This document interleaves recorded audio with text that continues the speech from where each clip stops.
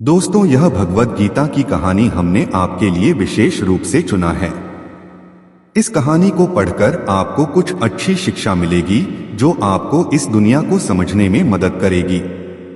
इस लिख में हमने आपके साथ भगवद गीता की कहानी साझा किया है जो श्रीमद् भगवद गीता की है।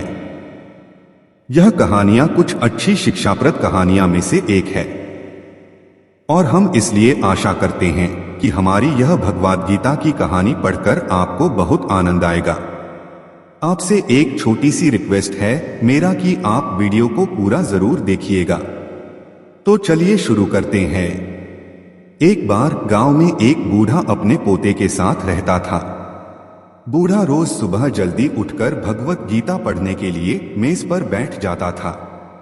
उनका पोता दादाजी का प्रशंसा करता था और अपने दादाजी जैसा बनना चाहता था।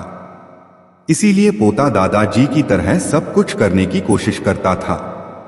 एक दिन पोता अपने दादाजी के पास गया और कहा, दादाजी, मैं आपकी तरह रोज मेज पर बैठकर भगवद गीता पढ़ता हूँ, लेकिन मैं इसे ज्यादातर समझ नहीं पाता हूँ और जो कुछ भी मैं समझ पाता हूँ किताबें बंद करने के साथ साथ में उसे भूल जाता हूँ।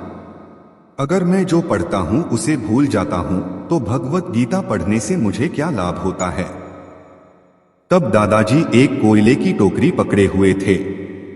वह पोते की तरफ देखा और उसे कोयले की टोकरी देते हुए कहा, नदी पर जाओ और मेरे लिए एक टोकरी पानी लेकर आओ। दादाजी ने जैसा कहा लड़के ने वैसा ही किया, लेकिन जैसे ही वह घर पहुंचता टोकरी का सारा पानी निकल जाता। दादाजी ने मुस्कुराते हुए कहा, वापस पानी लेने के लिए नदी में जाओ और फिर से कोशिश करो, लेकिन इस बार थोड़ा तेज चलने की कोशिश करना। लड़का मान गया और इस बार नदी से पानी लेकर जल्दी घर पहुंचने के लिए तेज भागा। लेकिन इस बार भी घर आने के बाद दादाजी ने देखा तो टोकरी खाली थी। दादाजी ने पोती को फिर से कोशिश करने के लिए कहा, लेकिन हर बार रास्ते में टोकरी से पानी निकल जाती है और टोकरी खाली हो जाती है।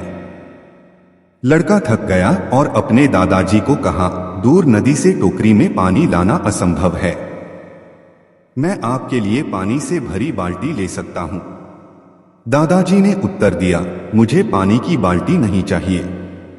मैं चाहता हूं तुम उस कोयले की टोकरी में से ही पानी हमारे लिए नदी से पानी लेकर आ और कोशिश करो।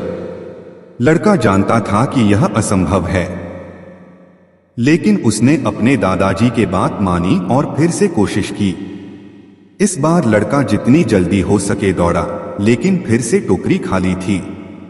लड़का थक गया और उसने अपने दादाजी को कहा, खो दादाजी, इस टोकरी से नदी में से पानी लाना हमारे लिए असंभव है। दादाजी ने उत्तर दिया, तुमको लगता है कि यह असंभव है, लेकिन जरा टोकरी को देखो। लड़के ने टोकरी की और देखा कि टोकरी बहुत साफ सुथरी दिख रही है।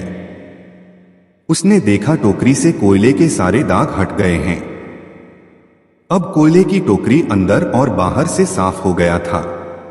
दादाजी ने कहा, तुमने देखा कि टोकरी अब सारे दाग मुक्त हो गया है।